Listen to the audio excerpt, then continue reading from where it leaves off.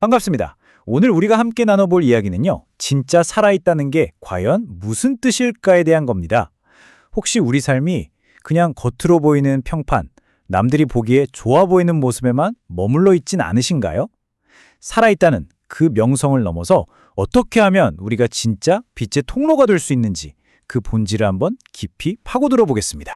이 말씀 정말 충격적이지 않나요? 고대 도시 4대 교회를 향한 이 진단은 오늘날 우리에게도 정말 핵심적인 질문을 던지고 있어요. 아니 어떻게 겉으로는 왕성하게 활동하면서 살아있는 것처럼 보이는데 그 본질은 죽어있을 수가 있을까요? 이 역설을 제대로 이해하려면요, 우리 함께 사대라는 도시로 시간여행을 한번 떠나봐야 합니다. 겉보기에 부와 안전, 모든 걸 다 갖춘 완벽한 도시였지만 그 이면에는 생명력을 완전히 잃어가고 있었죠. 더 놀라운 건 뭔지 아세요? 이 도시의 역사가 그들의 영적 상태와 정말 소름 돋게 평행선을 그리고 있다는 겁니다. 4대의 역사를 보면요. 와, 정말 대단했습니다. 세계 최초로 동전을 만들어낼 만큼 혁신적이고 또 엄청나게 부유한 도시였어요. 바로 이런 화려한 과거가 우리는 살아있다는 그들의 명성을 만들어낸 거죠. 하지만 그 명성이 과연 영원할 수 있었을까요? 사대는 말 그대로 천혜의 요새였습니다. 상상해보세요. 양쪽이 그냥 깎아지른 절벽으로 둘러싸여 있으니 누가 감히 쳐들어올 생각을 했겠어요.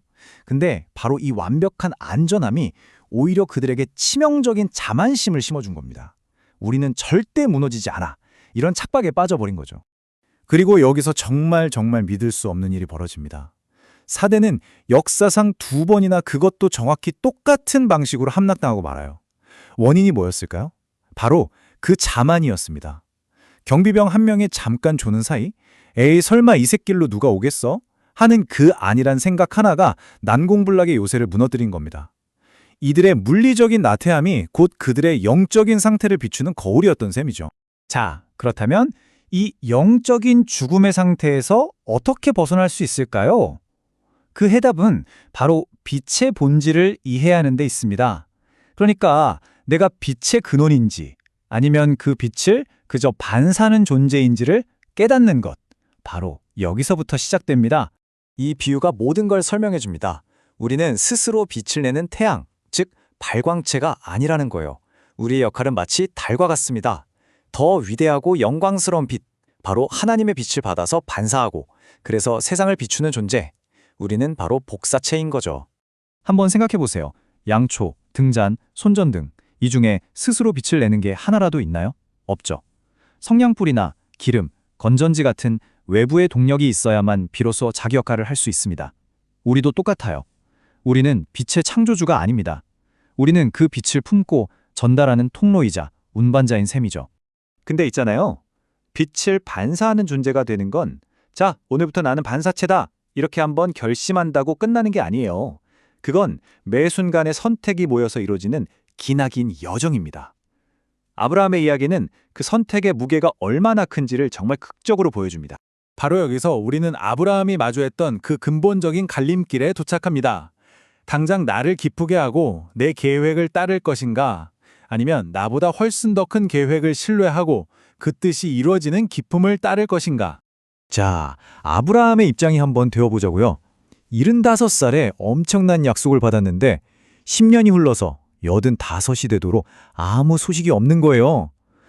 그에게 하나님의 약속은 점점 더 멀고 불가능한 꿈처럼 느껴지지 않았을까요? 바로 여기서 그의 선택이 만들어낸 두 갈래 길이 선명하게 보입니다. 기다림에 지친 그는 결국 자신의 손으로 상황을 해결하려고 하죠. 그렇게 얻은 아들 이스마엘은 그의 계획, 인간적인 길이었습니다. 하지만 하나님의 길, 믿음과 인내를 통해 얻은 길은 바로 이삭이었죠. 아브라함의 그 조급한 선택 하나가 무려 4,000년 동안 이어질 갈등의 씨앗을 심고 만 겁니다. 아브라함의 이야기는 좋은 의도가 때로는 잘못된 행동으로 이어질 수 있다는 걸 보여줍니다. 자, 그럼 이번엔 올바른 분별력 없는 열심이 얼마나 비극적인 결과를 낳는지 보여주는 한 가지 비유를 살펴보겠습니다. 여기서 핵심 개념은 도키마조라는 그리스어 단어인데요.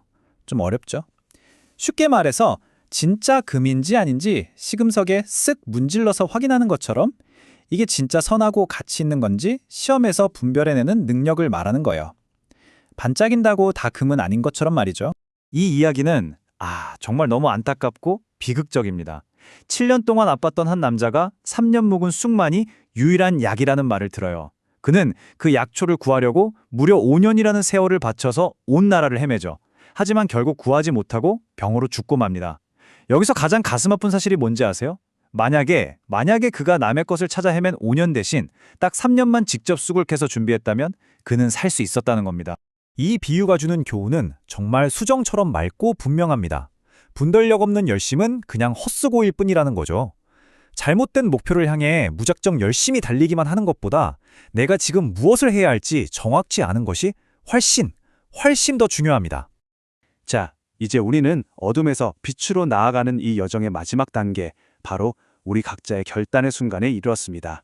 어둠을 선택한 강력한 예로 사울 왕이 있습니다. 한때 하나님의 사람이었던 그는 결국 하나님께 등을 돌리고 무당을 찾아가죠. 성경은 그가 밤에 갔다고 기록합니다. 이게 단순히 시간이 밤이었다는 뜻일까요? 아니죠. 그의 영혼이 깊은 밤 속에 있었다는 겁니다.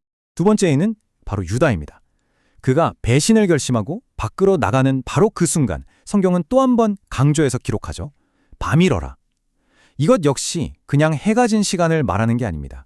그의 영혼을 완전히 삼켜버린 그 깊고 깊은 어둠을 상징하는 거죠. 이 두 이야기는 우리에게 하나의 심오한 진실을 보여줍니다. 하나님의 뜻을 분별하려는 노력 없이 살아가는 것, 그 자체가 바로 영적인 밤 속으로 스스로 걸어 들어가는 선택과 다르지 않다는 것을 말입니다. 그래서 이제 마지막 질문이 우리 각자에게 남았습니다. 여러분의 삶은 다른 사람들이 빛으로 나아가는 길을 가로막는 걸림돌입니까? 아니면 그 빛을 신실하게 세상에 전하는 통로입니까? 그 대락은 오직 우리 각자의 선택에 달려 있습니다.